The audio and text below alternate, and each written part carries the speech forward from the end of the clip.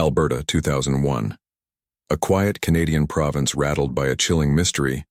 A cold case once buried in silence has finally been solved. Rachel Lynn Mercer, a 38-year-old school administrator, was beloved by colleagues and students alike. Known for her calm presence and dedication to troubled teens, her sudden disappearance left an entire school reeling. Her car was found idling near the edge of a wooded ravine, driver's side door ajar, purse still inside, but Rachel had vanished. For years, investigators chased ghosts, false leads, faded memories, and whispers of internal missteps. No suspect, no answers, until now. A single strand of DNA has shattered decades of silence, revealing a suspect no one expected. Before we begin, drop a comment with your country and the time right now. In 2001, Red Deer, Alberta was a community where people still left their doors unlocked. Nestled between Calgary and Edmonton, it was the kind of place where most everyone knew your name, or at least knew someone who did. For Rachel Lynn Mercer, 38, this small city offered purpose, routine, and the quiet fulfillment of a life dedicated to helping others. Rachel worked as a school administrator at Mackenzie Middle School.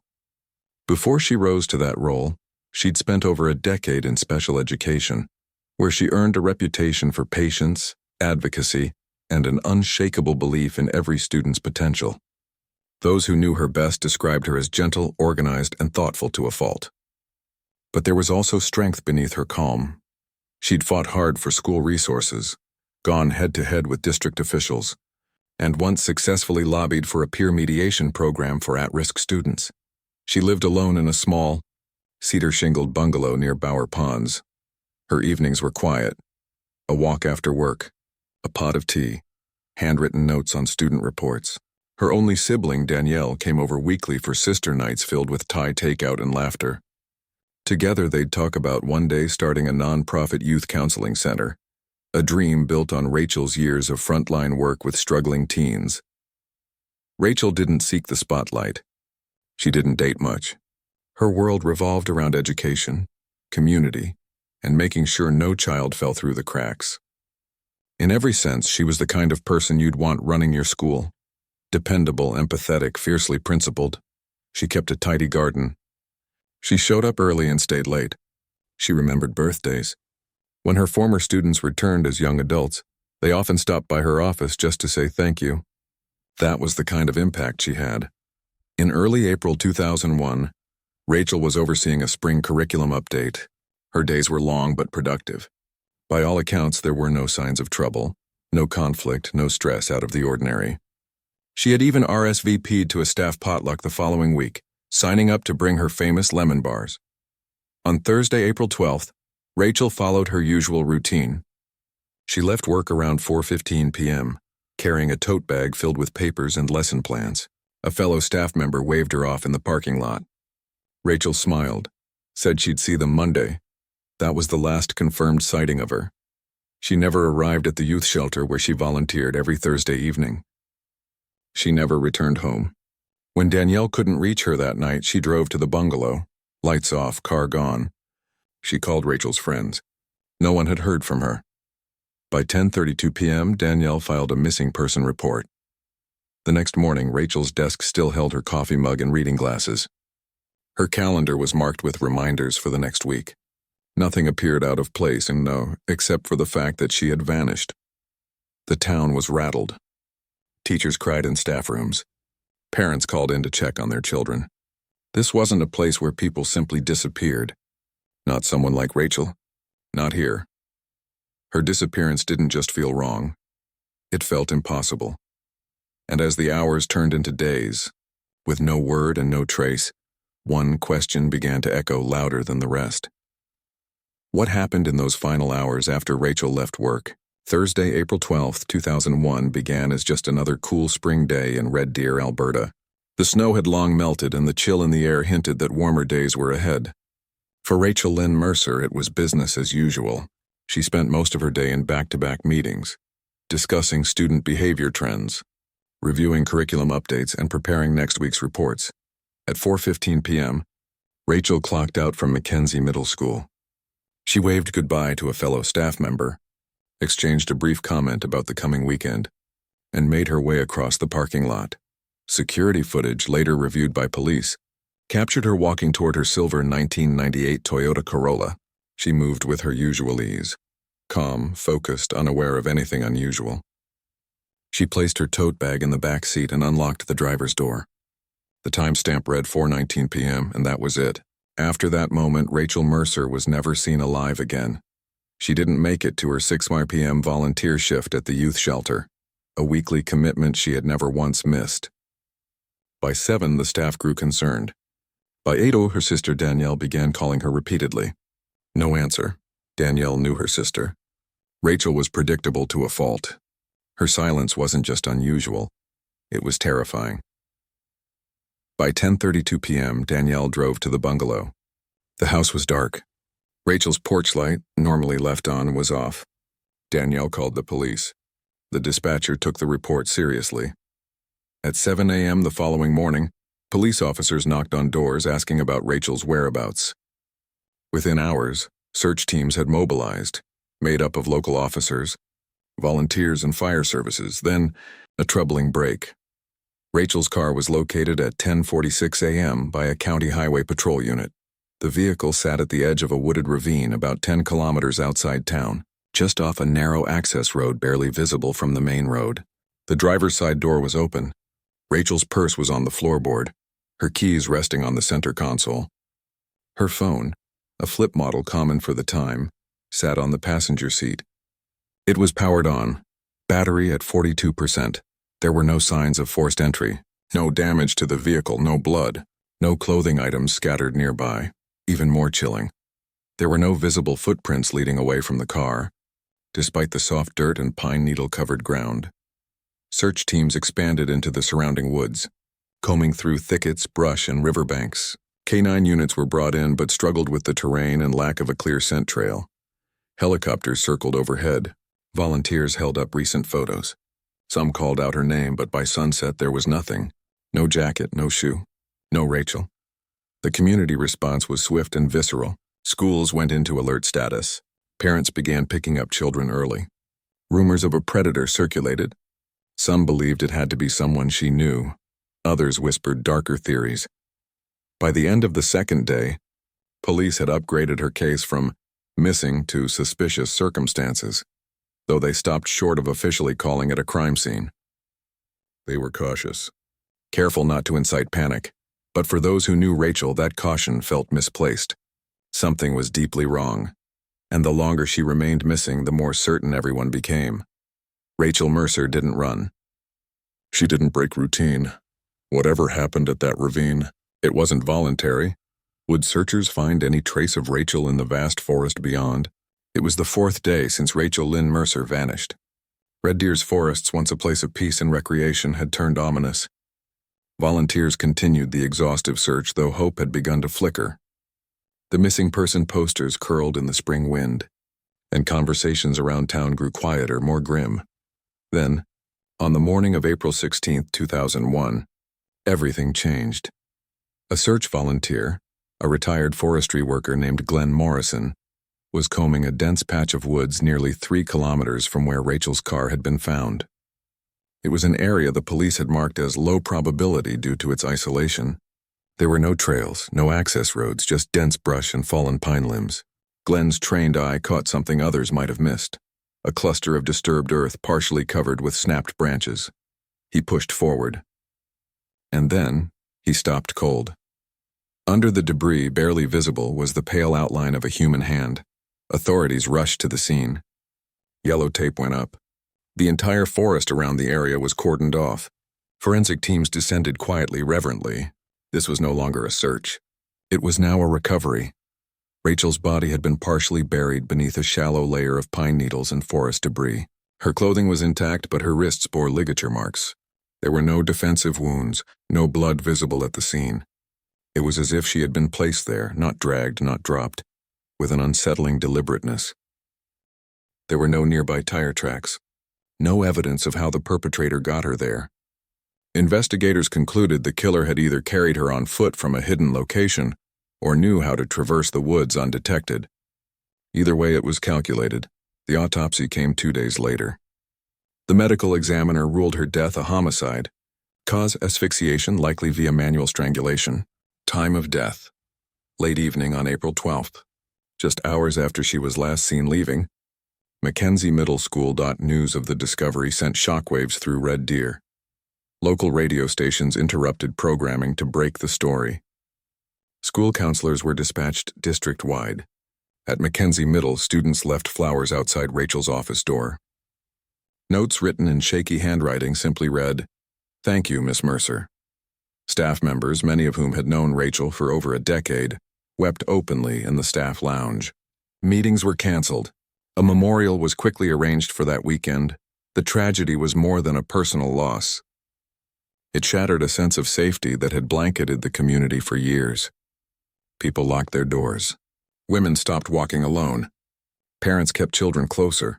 Police, now officially leading a homicide investigation, faced an overwhelming challenge. The crime scene yielded virtually no trace evidence. No fingerprints. No hair, no fibers. Not even clear footprints likely erased by the days of weather and foot traffic during the search. They found no weapon. No signs of sexual assault. No nearby campsite or signs of prolonged presence. Whoever did this had planned carefully. Or, perhaps worse, got incredibly lucky. Detectives reviewed Rachel's phone records, emails, and work files. They searched for patterns, any unusual contact, any prior threats. But nothing jumped out. The victim profile, a respected educator with no known enemies or risky behaviors, only deepened the mystery. Rachel's life was structured, safe, and stable. Why her? With the pressure mounting and the trail growing colder by the hour, investigators faced a grim truth. This wasn't going to be an open and shut case. The community wanted answers. Rachel's family needed justice. But the forest had given up its secret, and little else. With no leads, how would investigators begin to unravel this calculated crime? Within 48 hours of confirming Rachel Lynn Mercer's death, the Red Deer Police Department launched a dedicated task force. The team consisted of 12 investigators, a forensic analyst, and a liaison officer assigned to work directly with the Mercer family. They called it Operation Woodland, a reference to the area where Rachel's body had been found. The initial push was intense. Officers canvassed the school, Rachel's neighborhood, and the ravine site. They mapped out a 10-kilometer radius around her car's location and logged every vehicle reported in the area within a 48-hour window. Witness statements were collected. Security cameras from nearby businesses were pulled, though coverage in 2001 was limited and often poor in quality. Over 100 individuals were interviewed in the first 2 weeks. Colleagues described Rachel as professional and private, with no known romantic entanglements. Students remembered her as strict but kind. Parents praised her involvement with troubled youth, especially her work advocating for mental health support. Police examined Rachel's personal life in greater detail. They interviewed 2 former boyfriends, both from years past, but neither raised suspicion. A local man with a petty theft record and a known presence in the ravine area was brought in. He was interrogated for 2 days but ultimately cleared. No connection to Rachel, no evidence tying him to the crime scene. Then suspicion briefly turned toward a former student, a troubled teen Rachel had expelled 2 years earlier for violent outbursts. He'd reportedly threatened faculty during his time at Mackenzie Middle. Investigators tracked him to Vancouver, where he had relocated with his family. He was cooperative and provided an airtight alibi. Another lead dead. Meanwhile, forensic analysts pored over Rachel's Corolla, her home, her clothing. Every fiber was bagged and tested. Her hard drive was scanned. Her voicemail messages reviewed. Still, nothing. No DNA, no fingerprints. No items clearly out of place. If someone had entered her home, they'd left no trace. If she'd been followed, it left no digital footprint. Frustration within the task force grew. Community members speculated wildly. Rumors surged. Some said it had to be someone from the school. Others whispered that Rachel had confided in a friend about feeling watched weeks before her disappearance. None of it could be substantiated. Then a new controversy surfaced. Rachel's sister, Danielle, told the press that Rachel had filed a formal complaint with the school district 6 months earlier. The complaint involved a contracted maintenance worker who made repeated, Uncomfortable comments to Rachel, remarks that crossed professional boundaries. Danielle accused the police of ignoring that complaint early on. She put it in writing, she told a local news outlet. They had it in their hands and they sat on it. Reporters latched on quickly. Was the school district hiding something? Had the police mishandled the early days of the investigation? The department pushed back, stating that the man named in the complaint had been identified, interviewed, and cleared based on limited access and no physical evidence. Still, pressure mounted. Community trust began to erode. Despite all efforts, Operation Woodland stalled. Tips slowed. No suspect stood out. And by midsummer, the task force was reduced in size. The town mourned, then hesitated, then moved forward, uneasily. Life resumed, but something had shifted. Rachel's death lingered, a wound beneath the surface of daily routines. Danielle refused to let it go. She kept calling, kept pressing. But even she began to hear the words that haunt every grieving family in cases like this. We're doing everything we can. How do you keep hope alive when justice feels out of reach? By early 2003, the task force known as Operation Woodland was quietly dissolved. What had begun with urgency and headlines had now faded into a stack of labeled boxes, dozens of binders, interview transcripts, and evidence logs marked unsolved. Rachel Lynn Mercer's case joined the growing list of cold cases in Alberta's archives.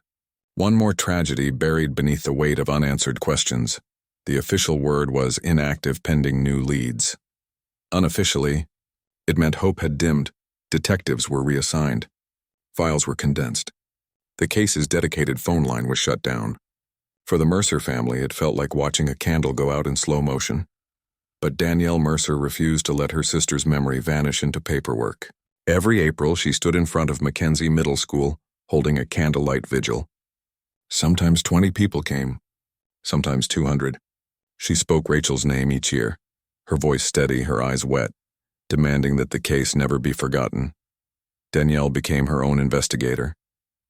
She called retired detectives, filed access to information requests, and kept a handwritten binder tracking every person ever linked to the case. In 2005, she even hired a private investigator from Edmonton. He re-examined the autopsy photos, revisited the ravine, and compared notes with old case files. But in the end, he reached the same conclusion. Without new evidence, there was nowhere left to go. Meanwhile, Red Deer changed.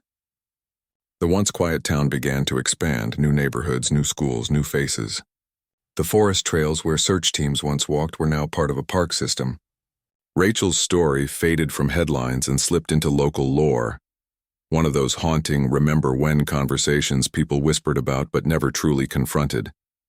Mackenzie Middle School, where Rachel had once dedicated her life to helping others, renamed its library wing in her honor.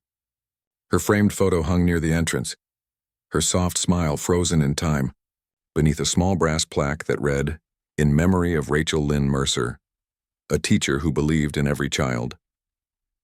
To students who came after, she was a name, a story from before their time. But for her colleagues, and especially for Danielle, the pain never softened. It lived quietly, a persistent ache behind everyday life. Locals speculated endlessly. Was the killer still living among them? Did the police overlook something? Some whispered about that old harassment complaint Rachel had filed. Others believed it had been a random attack, perhaps by a traveler passing through. Each theory faded as the years went by. Evidence degraded. Paper records yellowed. Witnesses moved or passed away. Detectives who once promised to solve it retired. By 2010, Rachel's file hadn't been opened in nearly a decade. But then, quietly, the tide began to shift. Across Canada, advances in forensic technology were rewriting what was possible in criminal investigations. Cold cases once thought unsolvable were being reopened, some yielding results from the smallest DNA fragments. In 2019, Alberta's Ministry of Justice launched a provincial initiative to revisit unsolved cases using advanced DNA profiling and genetic genealogy. Teams began combing through old archives, prioritizing those with preserved evidence, however small. Among the boxes retrieved from storage was one marked Mercer, Rachel Lynn, 2001. Inside was the faintest hope. A few swabs from her fingernails, a scrap of clothing, and a 20-year-old promise made by a grieving sister who had never stopped asking questions. For the first time in nearly 2 decades, Rachel's case was back on a desk. Could science breathe life into a case long thought dead? In the fall of 2020, nearly 20 years after Rachel Lynn Mercer's murder, her case file resurfaced inside the Alberta Cold Case Unit's headquarters in Edmonton. The new provincial initiative was gaining traction, focusing on decades-old cases where even a sliver of biological evidence remained. Advances in forensic science, particularly the use of genetic genealogy, had revolutionized the field. Cold cases once buried by time were being cracked open with astonishing success. Rachel's case was assigned to a forensics technician named Lena Hart, part of a collaborative team working with Parabon Nanolabs, a Virginia-based company renowned for solving unsolvable cases through DNA phenotyping and genealogy tracing. When Lena first opened the Mercer evidence box, the catalog was sparse. Most materials had degraded with time. The few items that remained had been tested years ago with limited success. But one item stood out: a swab taken from underneath Rachel's fingernails, collected by the medical examiner in 2001 and dismissed at the time as inconclusive. Using next-generation sequencing, Lena ran the swab again. What emerged was a partial YSTR DNA profile. Male. It wasn't strong enough to match against criminal databases like CODIS, but it was viable for genealogical tracing. The profile was uploaded to GEDmatch, a public database where users voluntarily share their DNA to trace ancestry or contribute to criminal investigations. Weeks passed, then months, and then finally a hit. A second cousin match, someone living in Manitoba. A distant but confirmed familial connection. From there, the process became painstaking. Genetic genealogists built out the family tree, searching public records, obituaries, marriage licenses, and social media to piece together the male lineage. Slowly, the net began to tighten. One name rose to the surface: Thomas Wren, 57 years old, former maintenance contractor, lived in Calgary.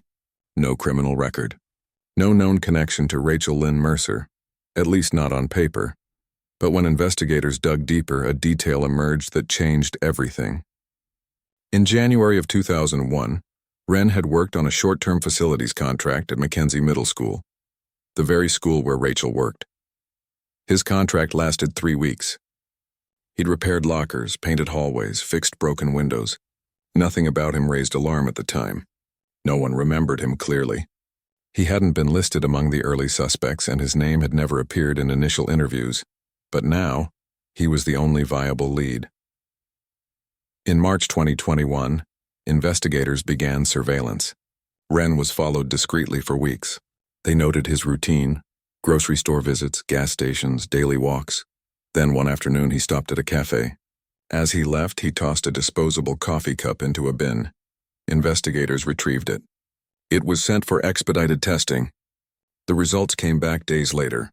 A 99.98% match to the DNA profile found under Rachel Mercer's fingernails. It was the breakthrough they'd waited 2 decades for. The cold case team briefed the Crown Prosecutor's office and scheduled a formal arrest. The pieces were aligning, but the question still loomed. How had Wren gone unnoticed for so long? Could a man with no prior convictions truly be the one behind such a calculated and devastating crime? And perhaps more hauntingly, could the DNA be misleading? Could there be another explanation? Investigators had one shot to get it right. Was this truly Rachel's killer? Or just another cruel dead end? March 3, 2022. It was early morning in Calgary when unmarked police vehicles surrounded a modest 1-story bungalow on a quiet residential street. Thomas Wren had just stepped outside to retrieve his newspaper when plainclothes officers approached.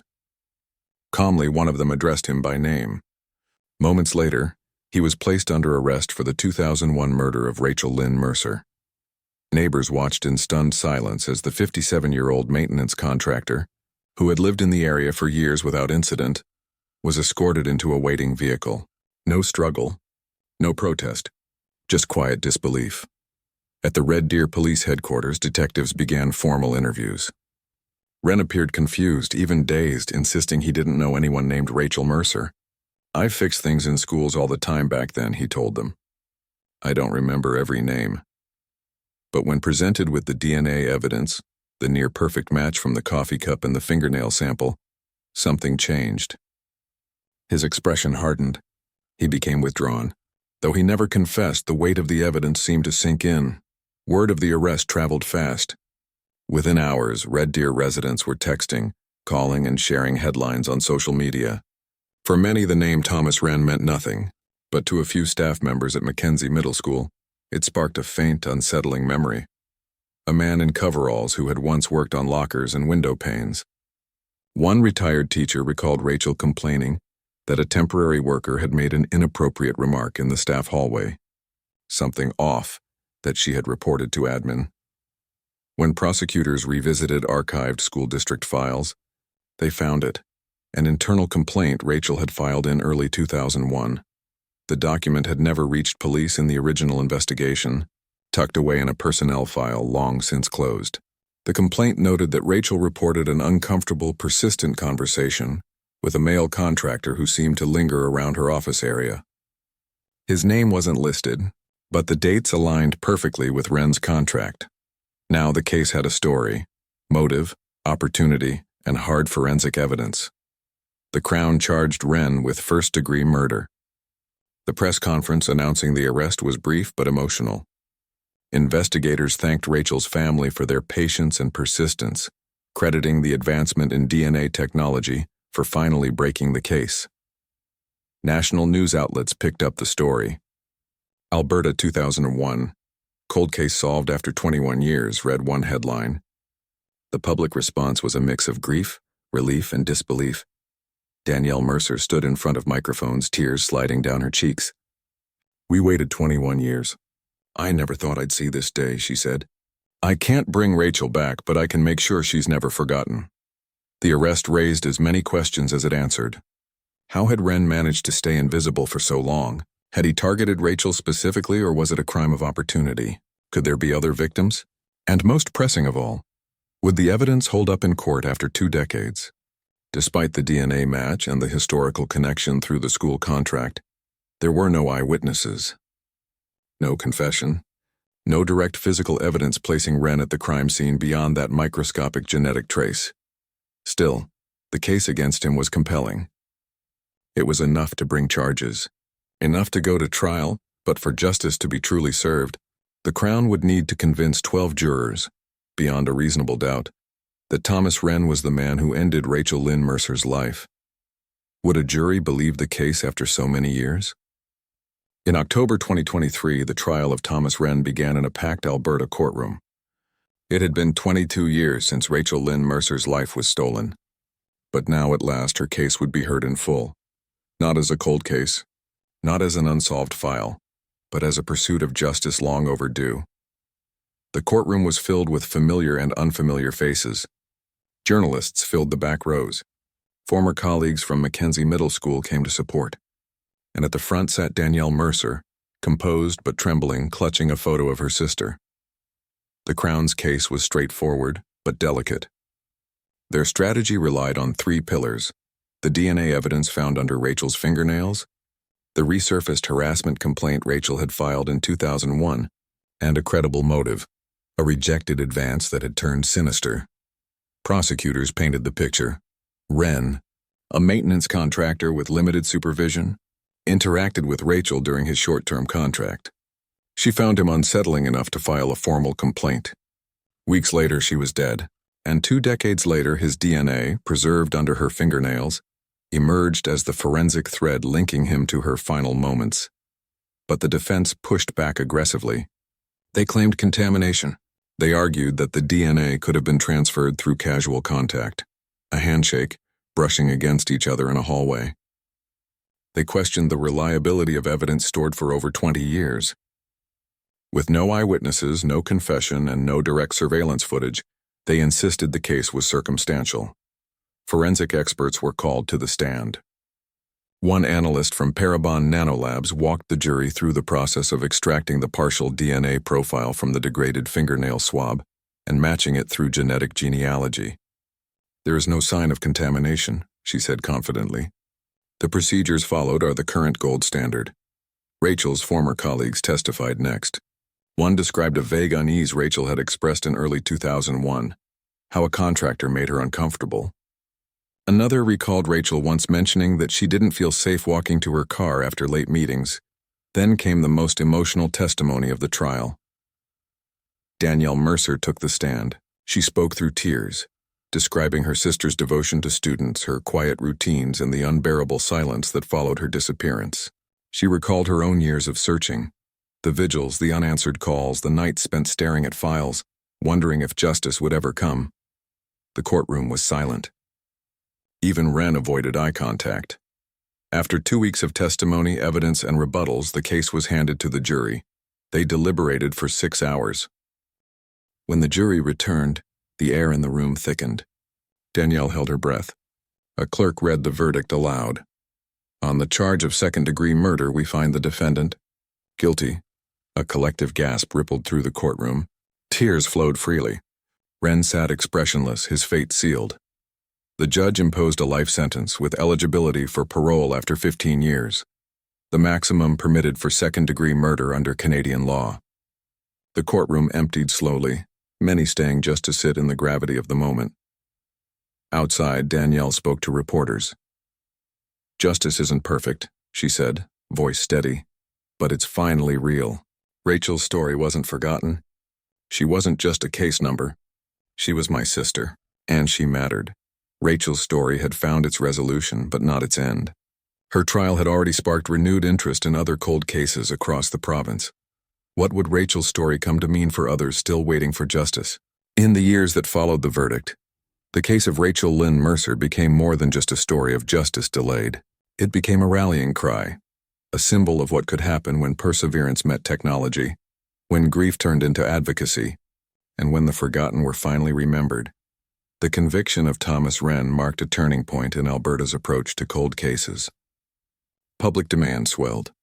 In early 2024, the provincial government passed the Cold Case Justice Reform Act, a sweeping piece of legislation that expanded funding for forensic testing, increased access to national DNA databases, and created dedicated teams within law enforcement to reopen long-dormant investigations. Rachel's name was mentioned in the legislative hearings. Her case was cited as the catalyst for change. Within a year, over a dozen unsolved cases across Alberta were reactivated using the same genetic genealogy techniques that had cracked hers. Some found closure, others sparked new leads, but all of them owed a silent debt to the woman whose voice had once been lost in the woods outside Red Deer. Danielle Mercer. Once the grieving sister left with only questions, transformed into one of Canada's most vocal advocates for families affected by unsolved violent crimes. She began speaking at law enforcement conferences, sharing her lived experience, the pain of unanswered calls, the bureaucracy of cold files, and the toll of waiting in the dark. She founded the Mercer Foundation for Cold Case Advocacy, providing resources to families navigating the same uncertainty she had endured for over 2 decades. Her mission was simple. No family should have to fight alone. At Mackenzie Middle School, where Rachel had spent the most fulfilling years of her life, her legacy took root, quite literally. Every spring, students gathered to plant a new tree on school grounds in her memory. A small plaque at the base of the first tree reads, "Planted in honor of Ms. Mercer on who never gave up on us." Rachel's photo still hangs in the library that bears her name. But it no longer evokes just sadness. Now it's a reminder of what her life stood for: compassion, resilience, and the belief that every voice matters, even when silenced. For the community of Red Deer, the name Rachel Mercer had once represented a haunting mystery.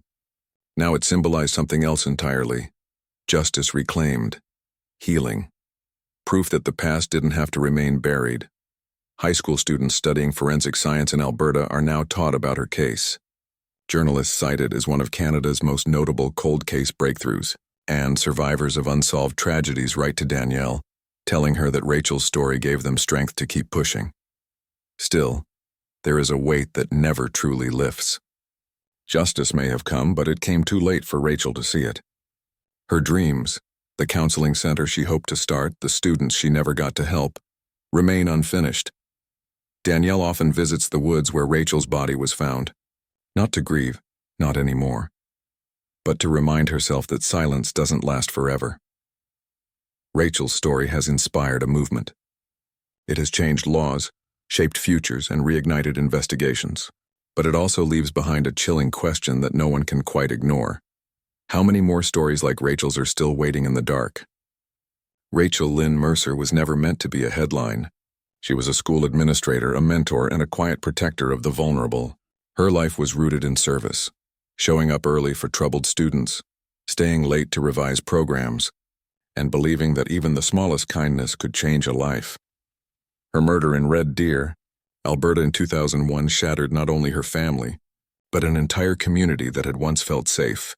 For over 2 decades, her name lived in silence, stored in boxes, whispered in memorials, etched in fading photographs. And yet her story did not end there. Thanks to Danielle's unyielding fight and the advances in DNA forensics, that silence was finally shattered. The arrest and conviction of Thomas Wren was more than a legal outcome. It was a declaration that no matter how much time passes, truth can still rise from the dark. Rachel's case became a spark. Alberta reformed how it handles unsolved crimes. Dozens of cold cases were reopened. Families found hope again.